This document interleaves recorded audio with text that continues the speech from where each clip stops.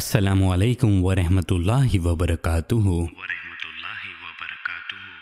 In today's episode, we will learn about the hands that glow.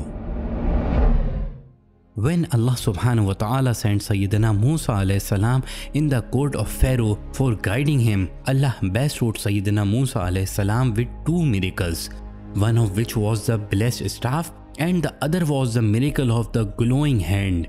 When Sayyidina Moosa alayhi salam used to put his hand into the neck of his shirt, upon drawing it out, it would begin to glow. When he would place his blessed hand again in the neck of his shirt, it would restore its original condition. The Holy Quran has mentioned this miracle repeatedly in different chapters. For example, it is mentioned in Surah Al-Taha. And join your hand with your arm. It will come out crystal white, not due to any illness. One more sign, that we may show you our great signs. This miracle is known as Yad Bayda, the glowing hand, and it is a unique and wonderful miracle.